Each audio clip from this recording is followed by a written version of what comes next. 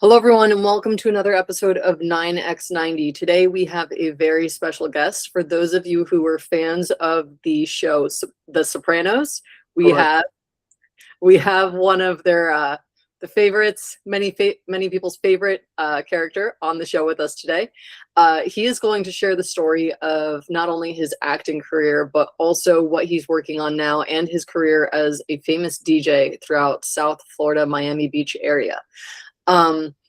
First, we wanted to give a quick thank you to our host of our sponsor for this episode. It is National Energy Holdings. They go to existing commercial real estate sites such as data centers, industrial, grocery-anchored retail, multifamily. They put solar panels, small wind turbines that are aesthetically pleasing onto the roofs, and they also put battery backup systems, but behind the buildings, to allow those commercial real estate operators and asset managers to increase the net asset value of their properties, to stabilize their energy costs, and if they are in a location where they produce excess energy, they connect to the main grid to help them sell that energy back to the grid. So, Richard, thank you so much for joining us. Thank you so much for having me, and thank you to our sponsor, please. Yeah, so let's walk through your acting career. We met at a Wall Street party hosted by Brock Pierce and the Wall Street Legend. And they introduced you as their favorite actor from The Sopranos. That was it. Well, that was pretty kind of them. If I'm their favorite, then that's I thank you very much to those guys. I was a recurring role, by the way. I played Albert Barese, who was a captain loyal to Tony Soprano in the storyline. Yeah. I was on 12 episodes, I believe. And yeah, go ahead. Next question. I want to run over you.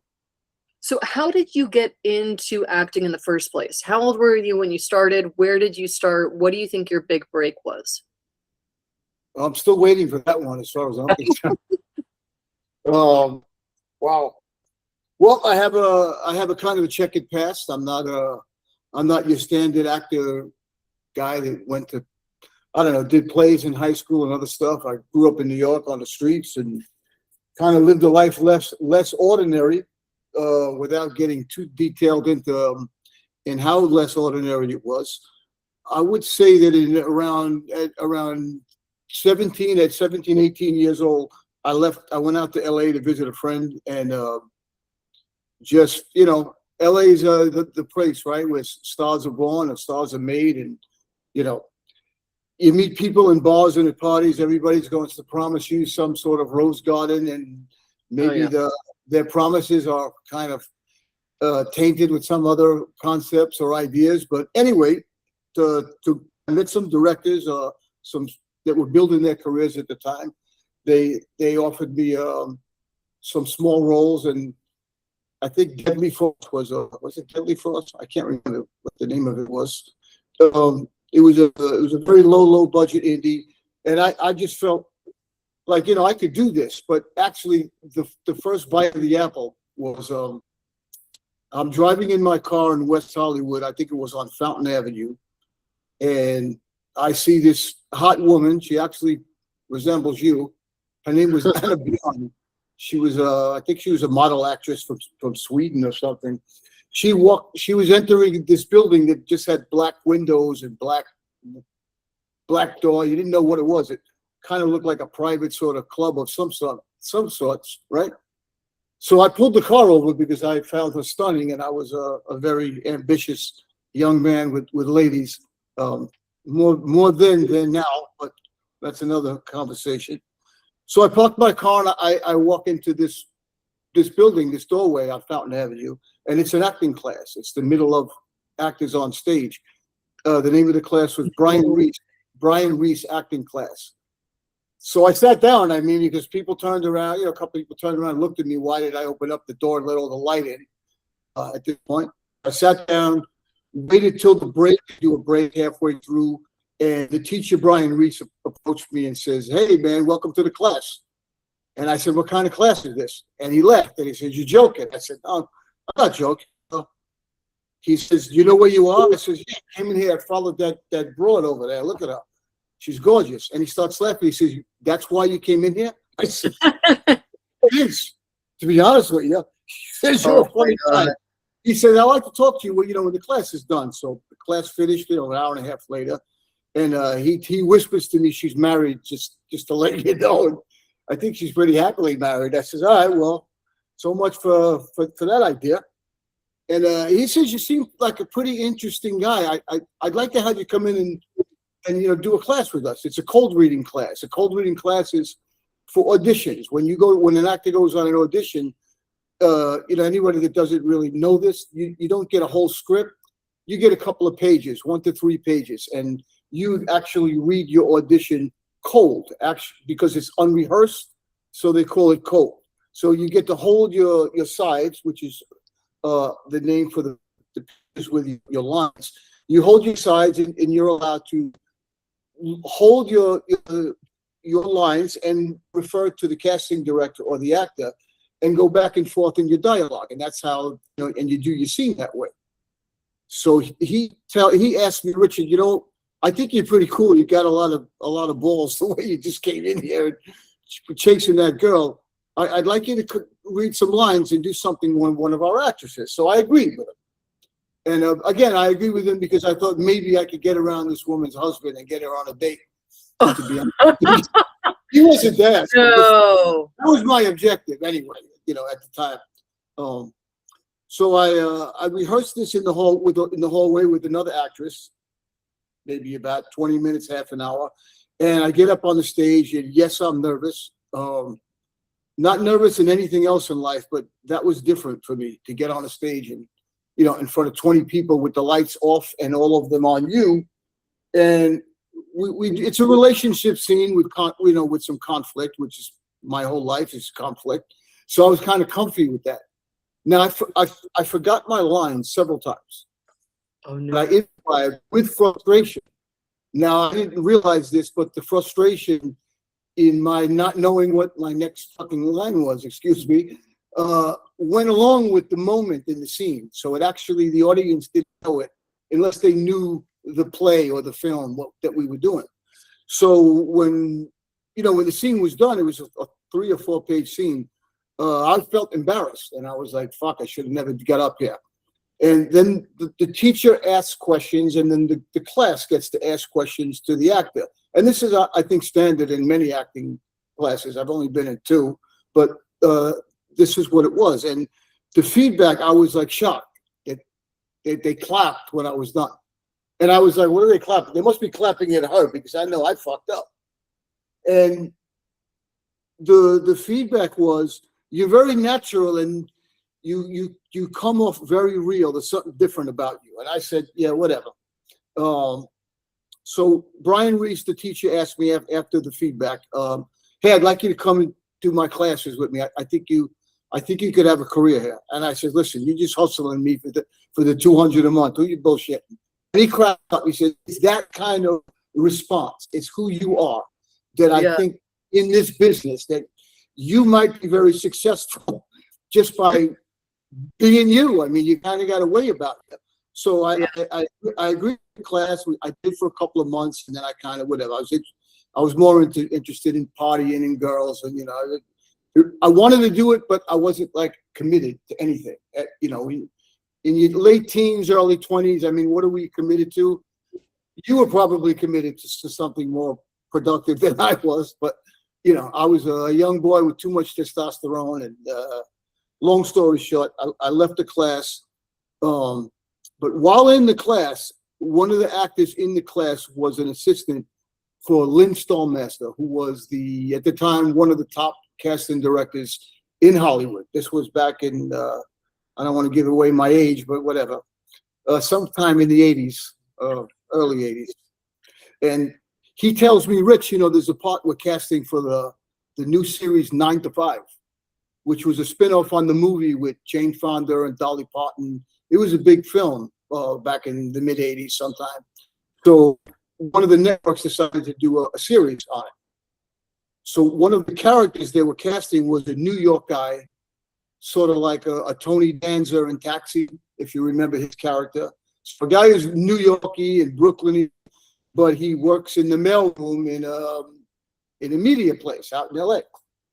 So he says, they're looking for a guy like you, man. All the actors, they don't have the accent. And the actors that are good, I mean, they just don't come off like they could be this role. This character is, it's in the description. He's in New York with little Brooklynese. He said, I think you should come in and read. So I go in to read. I read for Lynn Stallmaster, which is the cold reading audition like we've been doing in the class. And he says, I want you to come back for a screen test. I love what you did. I said, okay, sure, I'll do that. He says, but, just have your agent call us. Now, I don't have an agent at the time. This is not my career. Coincidentally, a few weeks prior to this, I'm in Palm Springs, that's like a desert town. I'm sure a lot of people know about it, out in Los Angeles. And I'm in a disco in a nightclub. I'm by myself, actually.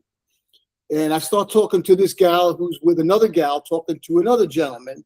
So there's two girls, and now I join them. I'm talking to the single woman at the time. And some drunk dude comes up, interrupts our conversation, and puts his arm on one of the gals that's talking to the other guy. And without emphasizing my vulgar stupidity, I kind of chased him away, with a little bit of menacing New Yorker in me.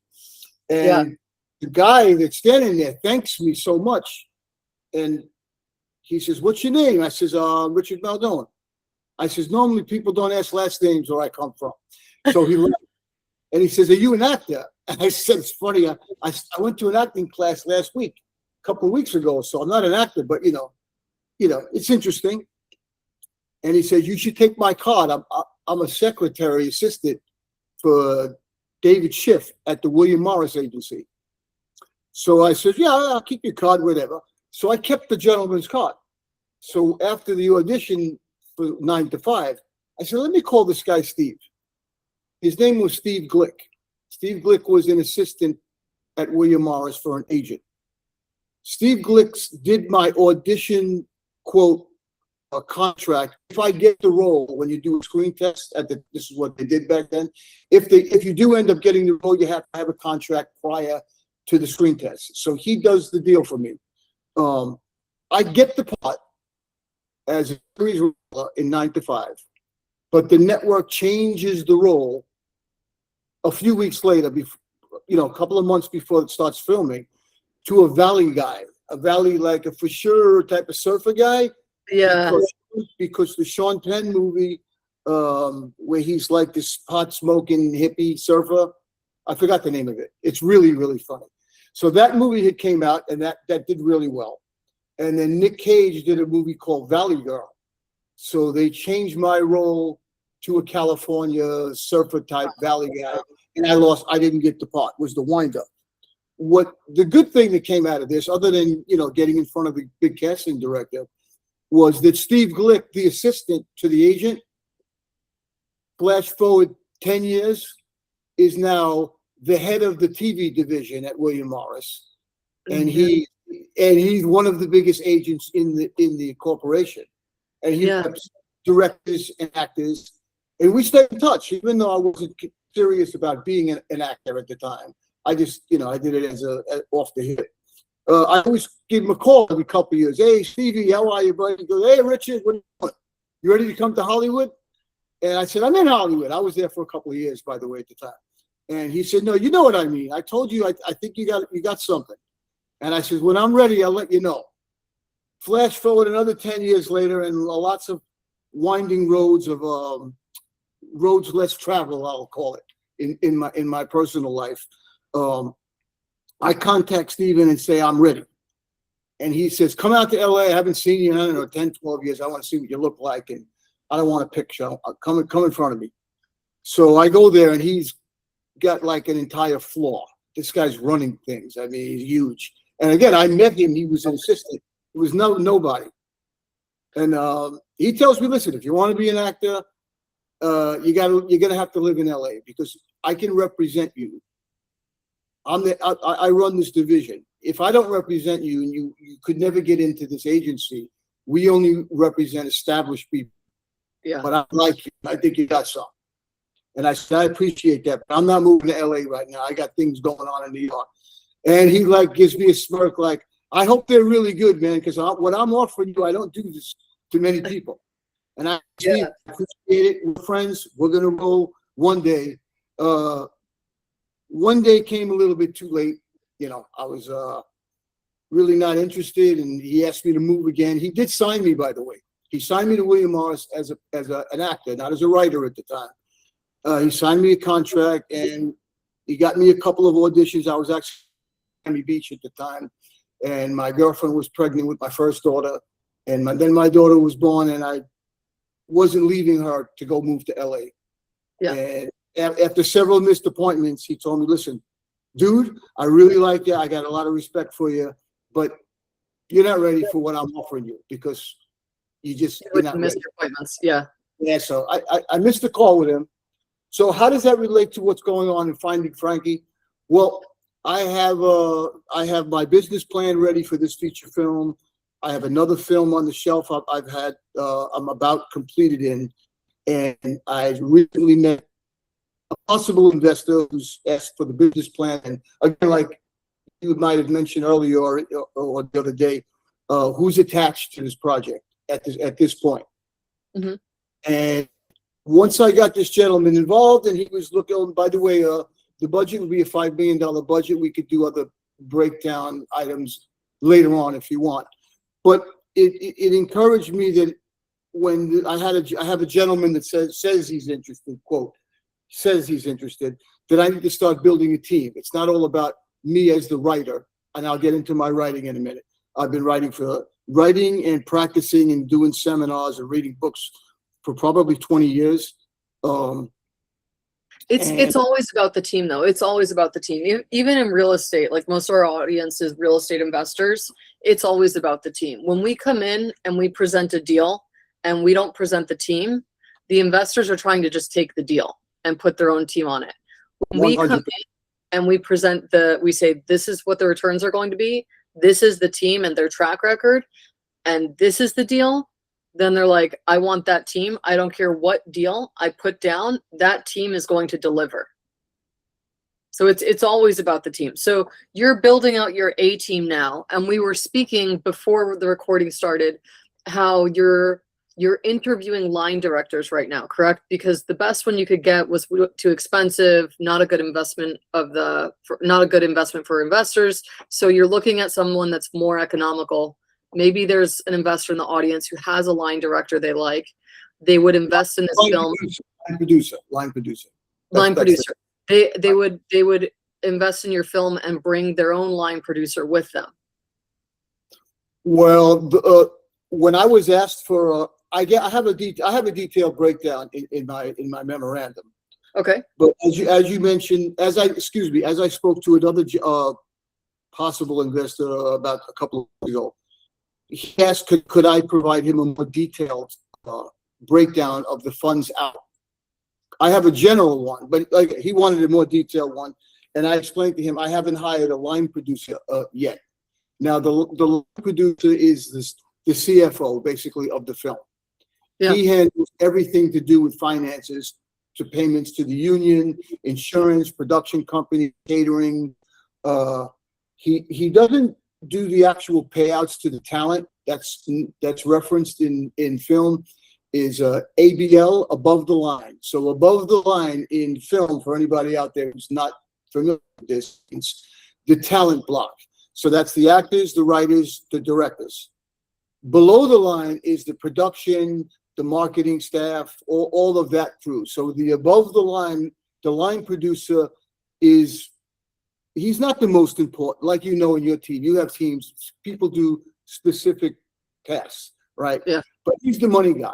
And this business is business, and the money guy is important. So when you hire a line producer to actually, there's two ways to hire him. You can hire him as the freelance to just break down the script and budget it, which I've already done. I'm going to say about 6 years ago with a gentleman in New York. It was a one-time fee. I gave him a few grand. He broke down the script, and the above the line breakdown goes by what actors is going to receive what fee, right?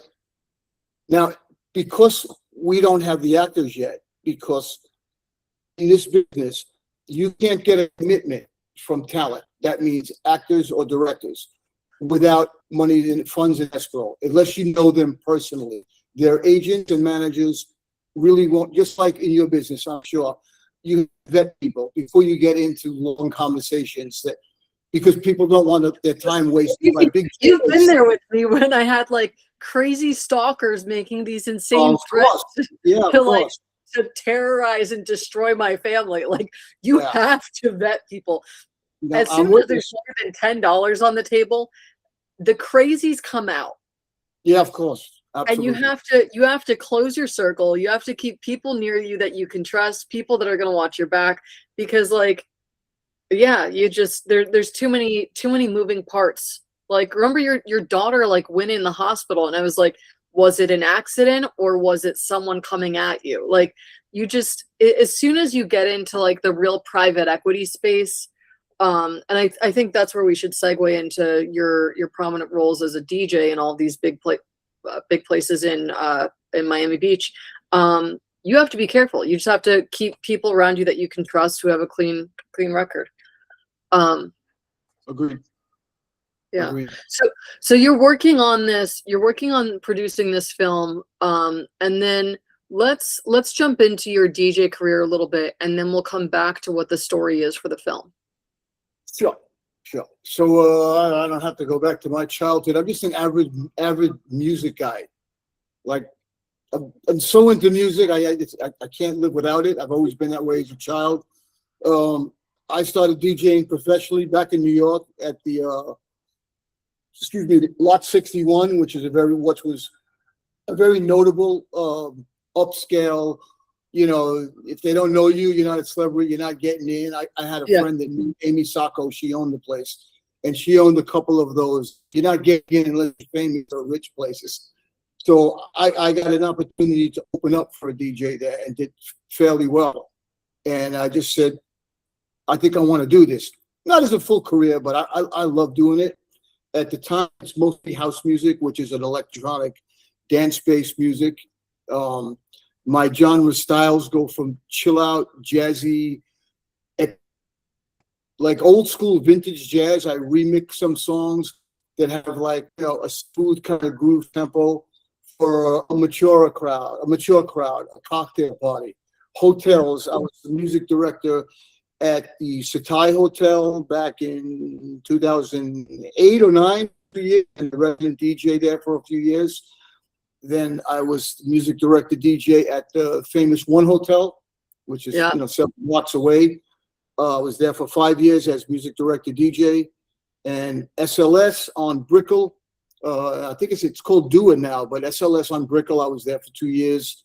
And Faena, I was there first, and the Delano Hotel in Faena, when they first broke ground, but when they first opened their doors, I talked my way into through the manager and the food and beverage director, saying, I've been DJing since I'm 15 in New York, and like, told them all these places, and, kind of like faked my way in. But at the end of the day, the music was good, and, I like to dress up and look clean and kind of sharp. And I've had success with it. I've had very good success with it. I worked for Barton G in Miami, Barton G restaurant and events. I've done his events for the past 15 years, his New Year's Eve parties. Yeah. Now, shut up or keep on. I'm almost done with this resume, with the music resume. I had beaten Gloria Estefan at one of Barton G's big tent events at the Vizcaya Mansion. Mm-hmm. And she invited me to do her Grammys after party at the Hard Rock. Oh my God. From there, I met Shaq, and I did his wife's birthday party, and I started getting these big private events where, I was getting, good exposure. I've never produced anything, so I'm not famous in any way as a DJ. But on Miami Beach, I've worked the best hotels, and again, Barton G is one of the, the finest restaurant caterers in town. And I fly to LA on occasion for private events. I was the resident DJ at Avalon nightclub in Hollywood, across from Capitol Records. It was a legendary nightclub for many years.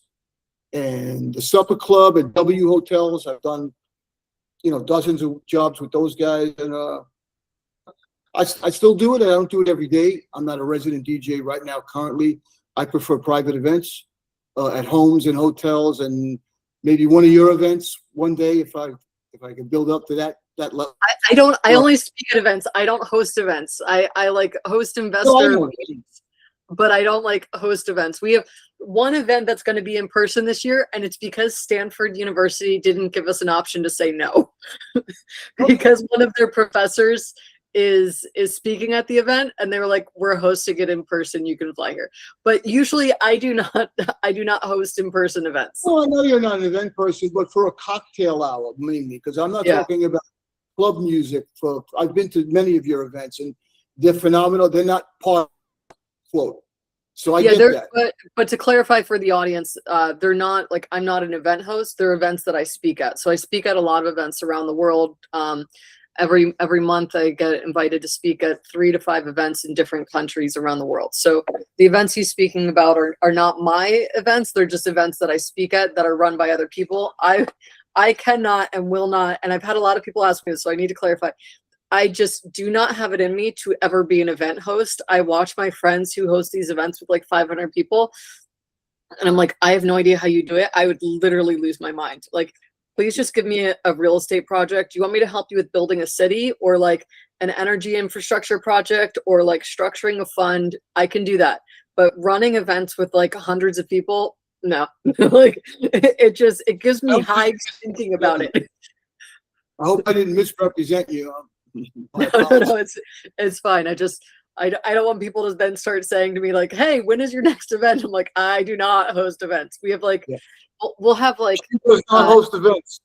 Yeah, we have investors get together for like, there'll be like 20 of us get together to swap deal flow and stuff like that. But that's the largest I go. Gotcha. Yeah. Well, anyway, so through the DJing, I happened to meet some, great people, industry people, and I'm grinding my way. I was trying to maybe hook up with somebody for the film business through these private events. They're pretty phenomenal. But listen, this is the journey, man. It's what I'm doing. Yeah. No, I think you've made it. A lot of people dream of being the DJ at the private events for celebrities and ultra high net worths, like where everyone wants to just be themselves at a secure, quiet, off the record event. DJs dream of that day, and you've nailed it. So is that what the Finding Frankie story is about? Is about your career as a DJ, or what is the story about? No, Finding Frankie. Should I read you the storyline synopsis? Yeah, let's hear it. I mean, listen, Finding Frankie is a crime redemption drama with a New York mob background and a love story weaved in. Okay, so that would be like sort of like the tags that you would put next to Finding Frankie. So I'm going to read you now the story synopsis, if you can let me find it a second. Not that I don't know it, but it's a little more polished if I read it. I'm almost there. Okay. So the story of prison. He has 21 days to save his nest egg home from foreclosure and redeem his soul. A vengeful gangster has other plans for him. The theme of the movie is everybody pays, nobody rides free. Crime drama redemption story. I would say it's an Italian Carlito's Way. If you're familiar with the Al Pacino movie Carlito's Way, he gets out of prison, he wants to change his life and sort of go straight, and that's a difficult thing for people that have spent their entire life on the street, and that's all they know is crime, and violence is not an issue. So they have the intentions of changing their life upon the release from prison, but sometimes that doesn't always work out that way. Yeah. So I'm going to continue reading. Finding Frankie, and this is in the business plan for the investor to get a full description before they read the entire script. Finding Frankie is a character-driven crime drama thriller, redemption, loyalty, revenge, and love story set against the backdrop of New York's criminal underworld. The story follows Frankie DeLuca, a recently released ex-con and career thief who has 21 days to save his nest egg home from foreclosure while confronting the ghosts of his past. Unbeknownst to him, a local mobster harbors a deep secret childhood vendetta against Frankie and his father. His father, a feared mobster in the same crime family, who is currently serving a life sentence. As a child, Frankie was violently abused and regularly beaten by his father, creating the tough, callous man he has become. On the bus ride home, the day of his release from prison, 15 years after Frankie is let go into society, he passes an old church with a sign out front, "Salvation, will you be saved?" That's actually a reference to Frankie's character arc. It's a question to the audience. You don't notice it maybe while you're watching the movie, but in the writing descriptions, it's important because that's a question for the movie, for the main character. Salvation, will you be saved? He looks at this sign and he can't make much of it because he's not that kind of guy yet. He's still the hardened guy, criminal guy. He doesn't believe much in God and those type of things. That's a message to the audience, a question, will he be saved? Which will, hopefully, if I'm a good writer, will be answered by the end of the story. Yeah. I'll continue. Frankie yearns to see another relationship with his daughter, whom he has never met. She was conceived on a conjugal visit while serving his prison sentence by his wife. She was conceived by his wife while on a conjugal visit. For anybody who doesn't know that, they don't happen in federal prison, but in state prison, if you are legally married, some facilities allow you to have a night in a little cell, not a cell, but in a little room with your spouse, your wife, can't be your girlfriend, and people have babies. I guess that's what happens when you make love. Okay. So upon his release, Frankie has decided to walk away from his criminal past, sell his home, open up a restaurant, and live a quiet, peaceful life. The subplot love story. Okay, the subplot love story. Just days after his release from prison, Frankie meets a beautiful Latina news reporter who reveals a caring, sensitive side of him he never knew existed, deepening his inner conflict and the new challenges he faces once he returns home. His outer goal is, after several failed attempts to borrow the money from his father's mobster friends to save his home from foreclosure, he ultimately decides to revert to his former life and do one last score, an armored car robbery with his lifelong friend. A childhood associate and official member, meaning an official gangster, inducted member of his father's crime family, owes Frankie a large sum of money from a heist he gave him years ago. Coincidentally, the heist goes south, landing him the 15-year sentence that Frankie just served. After his release from prison, this associate, attempts to recruit Frankie for one last easy score to settle his debt. This associate owes Frankie $100,000. Frankie needs $200,000 to save his home. This kind of cuts the bill in half.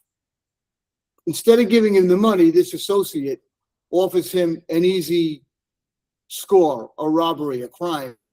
To resolve the debt, give him the 100. He's going to give him another 150 to entice him. This isn't in the pitch. I'm just letting the audience know. Okay. So if Frankie accepts this score, he'll squash the $100,000 debt to him and will reward Frankie another $150,000, giving him $250,000, which technically would save his home. His home is actually worth $2 million now. Just for the audience, for the numbers. Okay, so Frankie is back into Frankie's backstory. Once Frank is released from prison, he resides with his sister, Carla, who's a regular gal, a religious woman. She's not the street girl like most people might expect, okay? So Frankie is given a Bible from his sister. This Bible belonged to their loving, devout mother who passed away from sadness and despair, having lost one child in an accident and the other to a long prison sentence and a life of crime, which she believed was influenced by her criminal husband's upbringing and abuse. That was Frankie. Okay, so his mom is gone. His sister Carla gives him this Bible, and there's deep meaning to it because Frankie never engaged or, believed in anything to do with God. His mother was devout, and that's his connection and love for his mother makes him wonder about what does this Bible mean to him. So this is part of the story and part of his resolving his issues with who he is and who he could be. Maybe there is some sort of affinity for a higher power or for God. We don't know yet. So the question to these things I mentioned in the story would be resolved in the resolution. Will Frankie overcome these challenges? Will he save his home? Will he build a relationship with his daughter? Will he fall in love with this Latina news reporter that he meets? Will he open up this restaurant? That's his dream. Sell his home, get the money, buy a restaurant, mind his business. And last, will he save his soul? Like the sign he saw in the old church after his bus ride home. Will he save his soul? So Finding Frankie combines the emotional depth of a ruthless loner with a big heart. Troubled by his past and conflicted by the abusive father who made him the man he is, with the nuance of love story set against the backdrop of the New York mob and the violent streets of New York. While the ticking clock of the foreclosure drives the external plot, the emotional engine of Finding Frankie is a profound journey of self-discovery. A man haunted by his childhood memories, yearning to be the father he never had, and finding a new kind of love with a woman he has never known. Blinded by his desperate search for one last score to save his home, a means to an end, he ultimately finds himself, Finding Frankie. Oh. I hope that was clear. Okay. Yeah, that's interesting. How much of that script was inspired by your time working with the actors on Sopranos, and how much of that was just based off of everything else you've read and experienced throughout your own life? Oh, most of that was a lot of experience and observation. Okay. Yeah, not so much The Sopranos, anything. The Sopranos to me was a lesson and experience in acting, writing, and directing because I worked with Terry. He was one of the head writers and producers on, some story stuff and some character development from experience from people I've known or might have met. And, he was very curious about how the mind of certain individuals from that background function.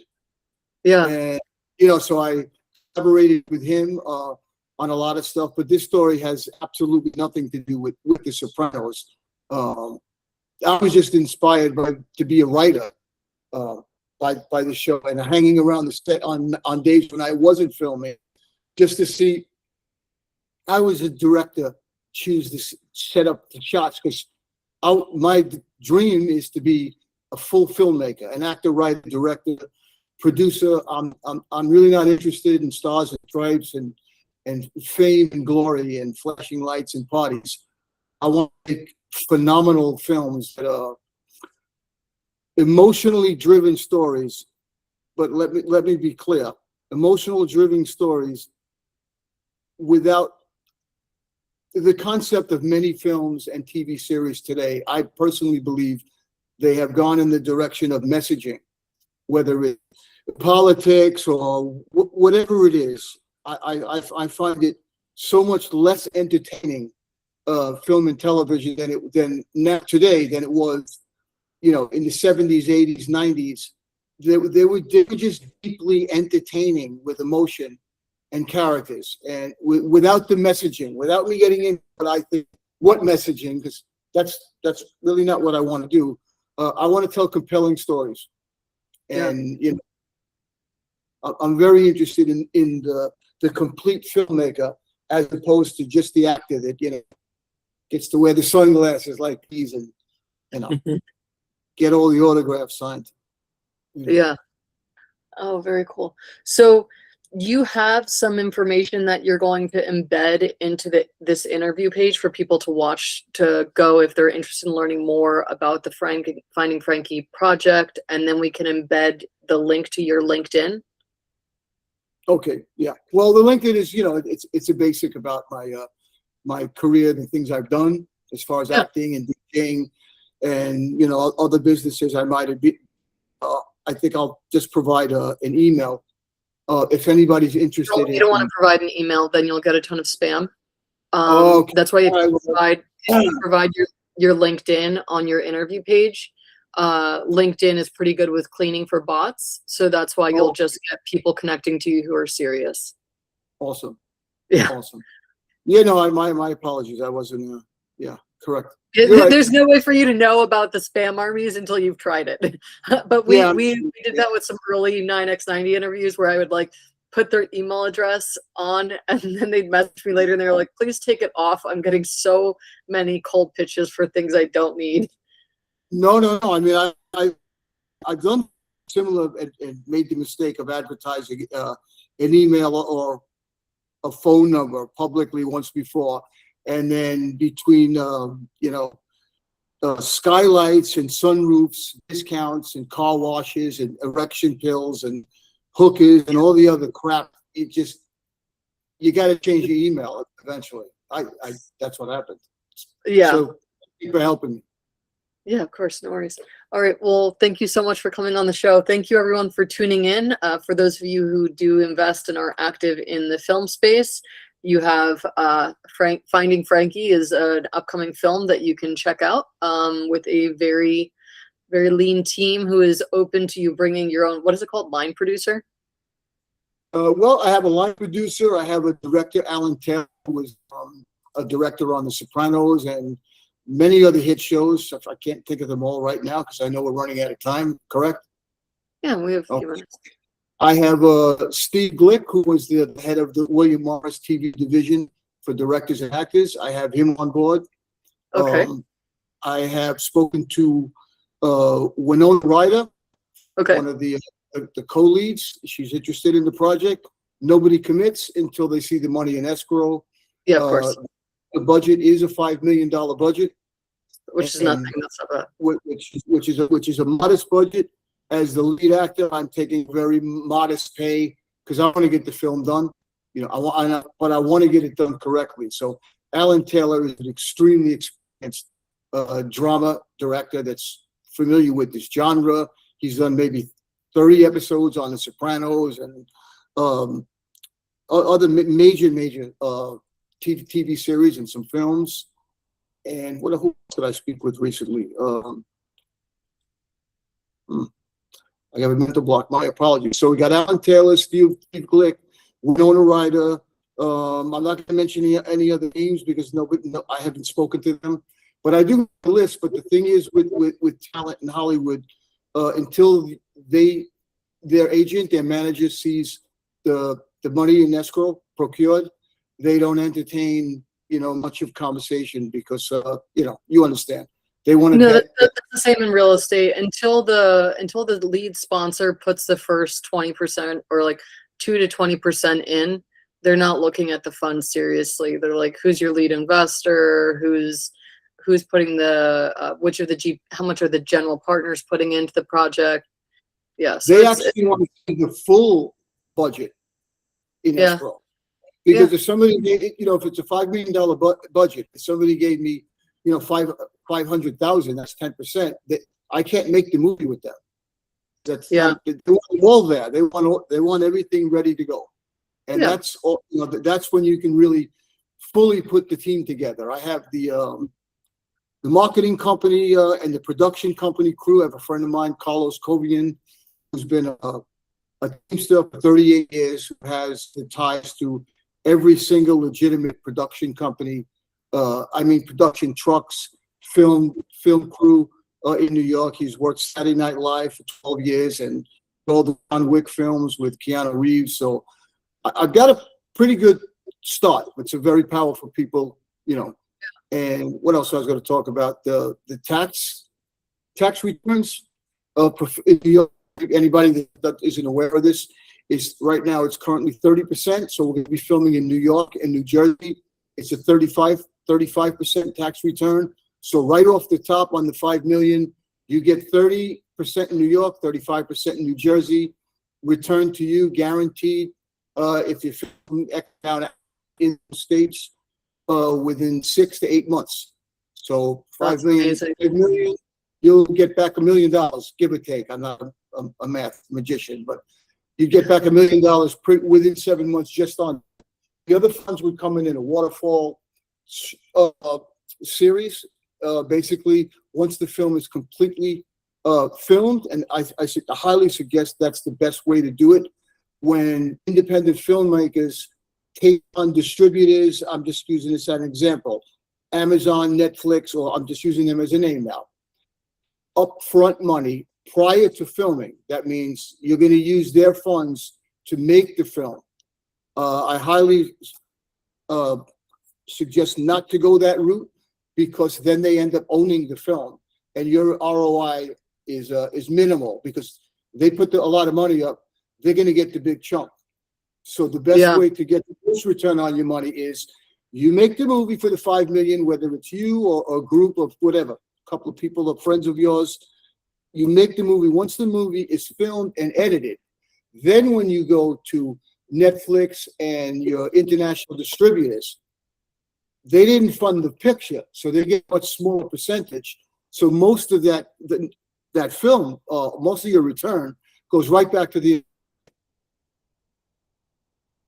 I have more details in the budget memorandum for anybody interested. I don't know how we can share that later, or you'll advise.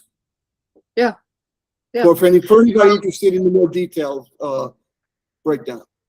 Reach out via LinkedIn, and then you can give me some materials that you want to share on the webpage for them to look through before they decide if they want to reach out via LinkedIn. Absolutely. I would appreciate that. Yes. Excellent. All right. Thank you guys so much for tuning in today, and thank you for joining us. I appreciate you coming on. I hope you and your daughter are doing well, and I'll see you at the next Family Office Investment Summit. Thank you so much. Appreciate you and the sponsor for having me. Yeah, of course. Bye.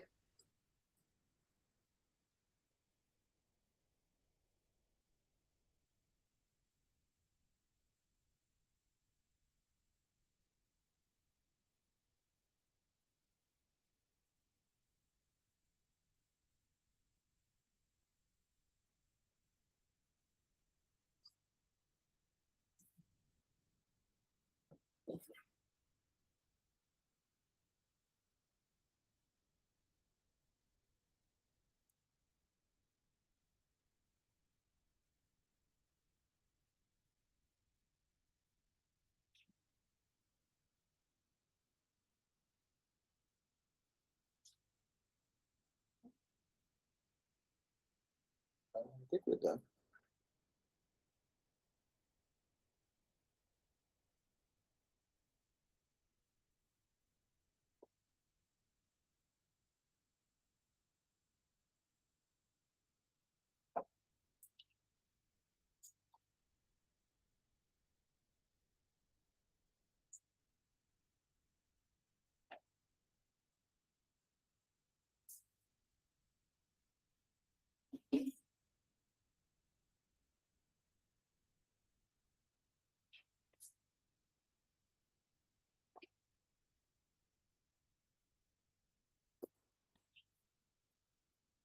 That was really nice.